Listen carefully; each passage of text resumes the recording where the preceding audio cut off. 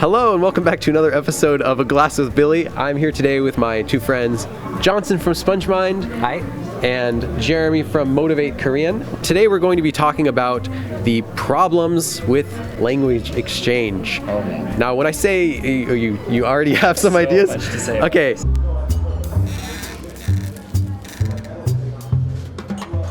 There's two kinds of things that I'm talking about that we're going to discuss. One of them is group language exchanges, which I've been to a few of those, and one-to-one language exchange, such as online or in person. And I also just wanted to give a shout out to Rode Microphones for sending me some awesome microphones that I could use for these interviews. And this isn't a sponsor video or anything, I'm just saying that. The first thing I want to talk about is repetitive conversations. Hello. How are you? Good, how are you? Nice to meet you. Nice to meet you too. Where are you from? I'm from California. All right. Where are you from? See you. You go through a little bit of basic introduction. How did you learn Korean? After they figure that out, then the conversation dies. Yeah. So it's hard to learn beyond the most basic things. I went to a language exchange cafe right away when I was a super beginner. Maybe I'm just naturally a little better at that than some people because I would just lead. If they weren't saying anything, I'd be like, so how many hairs do you have on your head? You know, I would just come up with something. Usually in textbooks, always ask that. that's like chapter 1 in most grammar textbooks. Of course, yeah. The times when it dies, it's usually with people that you're not very well matched with. Like in the end, you have to be kind of friends with this person. So there are times in real life where you would say that and it dies and then you just part ways. Yeah. But when you're like, oh, we're language exchange partners, now we have to be like together every week, once or twice a week, and sometimes it just doesn't work. It's difficult to find people that have similar goals as you. You know, there's the casual language learner who just wants to be able to quote unquote watch Korean dramas without subtitles, which is actually a ridiculously high goal. I know. And then there's other people who are academically in school, or maybe they're learning for business. It's hard to find someone who's going to match with you that is going to want to devote the same amount of effort and time into learning. One question that I would get a lot when I try to do language exchanges, would you please correct my mistakes? And if you get someone else who wants to do that, that's great. I don't want to correct every single sentence that they make. I kind of just want to talk and practice the language. You said the right thing. If the person is really there to be corrected, to be refined, and the other person just wants to talk, just want the conversation to flow, then there's a conflict of interest there, right?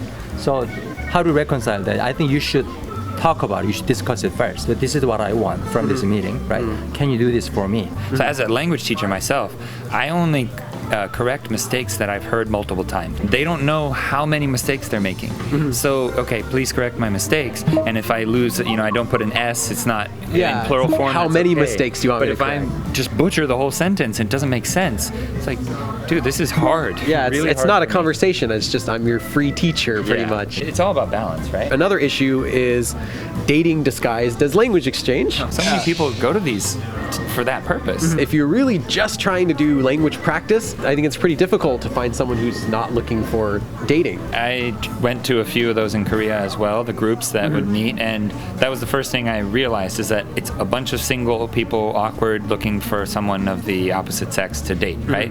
And I'm like, but I want to learn the language, I'm married, I don't need any of that stuff, just someone please help me, you know? Based on my experience with German people or Austrians, we actually make it very clear. So I'm very serious about learning German, and I hope that you are serious about learning this language too. If you start asking like grammatical questions, like, oh, so is this like past tense or is this whatever or whatever? If I was just trying to date someone, I wouldn't ask about past tense, right? So once that starts coming out, if the other person handles that well and clears it up and knows how to explain it to you, then you're like, oh, we're getting somewhere, okay. I had a profile for language exchange, and on my profile it just said, my hobby and my name, and I would get messages from just girls. But then I put on my profile, not interested in dating. Nobody would send me messages anymore. Don't a lot of Korean people want to learn English? A lot of people also want to do it while trying to date. Maybe there's something to that. I mean, I'm married to a Korean. He's married to a Korean. The motivations are blurred. You can learn the language for whatever reason. If you don't want to really learn Korean in depth, that's fine. If you just want to learn a few phrases, that's fine. Do what you want to do.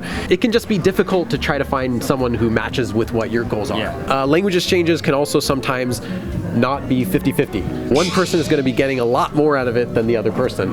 And usually that person is the one who speaks the other one's language better. I don't know, have you found this with German? From the beginning, I make it very clear that, okay, we're going to give each other a lesson. So I don't even call it an exchange. I call it a lesson. For this week, it's a Korean lesson. So I'm going to help you learn Korean.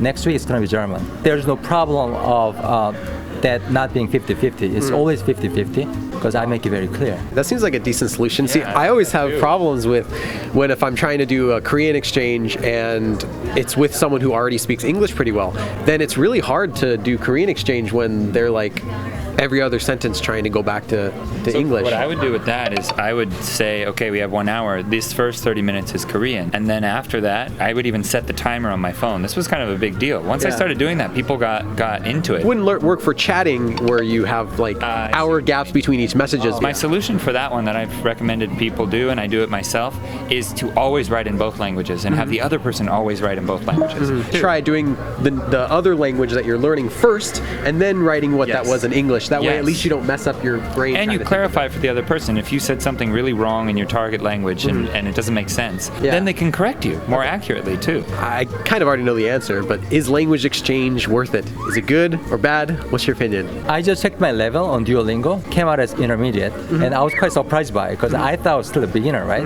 I can explain Korean expressions and grammar points in German, right? Broken German. Without these language partners, I wouldn't have been here. And I suggest everyone at least try it.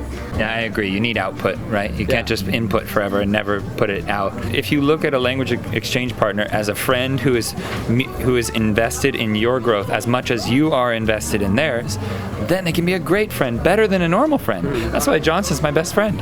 I mean, and the best friends are the ones who grow together, right? Yeah. Some of my best friends I've made, like I can think of 5 right off the bat. I met them all just through language exchange. So yeah, definitely exchange is good, not without its faults, but do it anyway. Thanks for tuning in. I will see you guys next time. 그럼 다음에 또 봐. 다음에 또 봐.